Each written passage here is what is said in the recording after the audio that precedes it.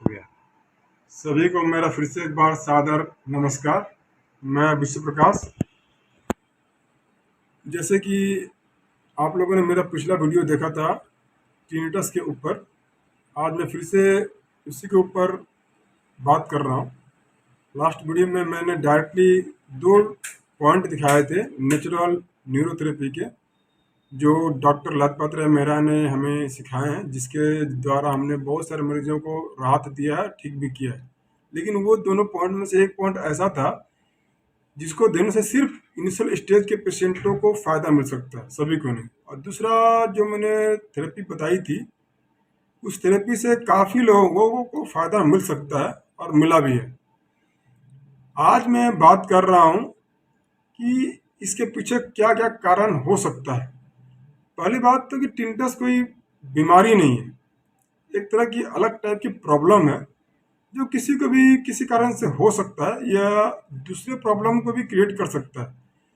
Tinnitus होने के पीछे कारण ये माना जाता है कि जैसे कि कभी कान में कोई चोट लग गया हो, या फिर कभी कान के अंदर की जो हमारे छोटे जो हेयर होते हैं, जो बाल होते हैं, वो टूट गए हों या किसी कारण से निकल गए हों, या कभी कान में बहुत ज़्यादा मैला वैक्स वगैरह जमा हो जाने से भी इसकी दिक्कत आ सकती है, वहाँ पर इन्फ्लेमेशन पैदा होने से। हो सकता है कि कान के पर्दे में छेद हो या कान में किसी तरह का ट्यूमर हो। ये बहुत बहुत सारे कारण इसके हो सकते हैं, लेकिन इन इनमें से कोई भी कारण किसी को भी रहा हो और किसी भी कारण से उसको जब ये प्रॉब्लम आती है, बजिंग साउंड या रिंगिंग साउंड या सौ की आवाज़, जो भी कान में प्रॉब्लम, जो भी आवाज़ सुनाई देती है, उन सब के कारण से पेशेंट परेशान होने लगता है।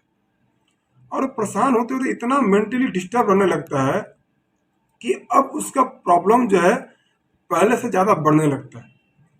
और बहुत सारे केसेस में मैंने मेरा अपना ज़िंदगी का अलग एक तजुर्बा है, जो मैंने अपनी लाइफ में जितने भी केसेस देखे हैं उसमें से ज़्यादातर केसेस मैंने ऐसे देखे हैं कि टिनिटस की प्रॉब्लम जो है स्ट्रेस लेवल बढ़ने से या कोई टेंशन बढ़ने से या इमोशनल कोई प्रॉब्लम होने से उसको टिनिटस की दिक्कत ये आती है।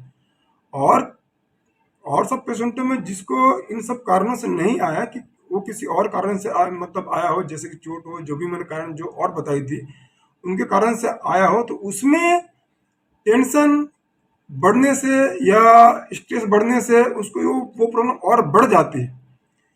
तो मैं सिर्फ यही बोलना चाह रहा था कि किसी भी कारण से, मतलब किसी को भी टिनिटस की दिक्कत बढ़ी हो या आई हो, उसमें हमें अपने स्ट्रेस लेवल को काबू करना है।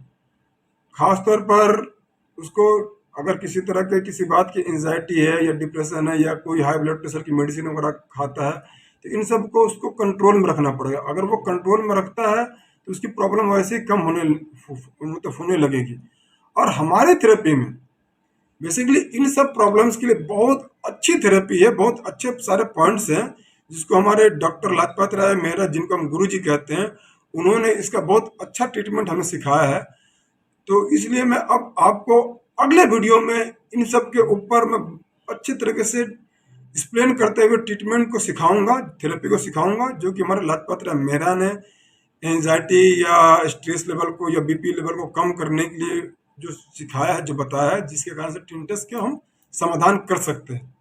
तो आप लोग मेरे अगले वीडियो का वेट कर सकते हैं, वेट करिए और मेरे इस चैनल पर बने रहिए। धन्यवाद।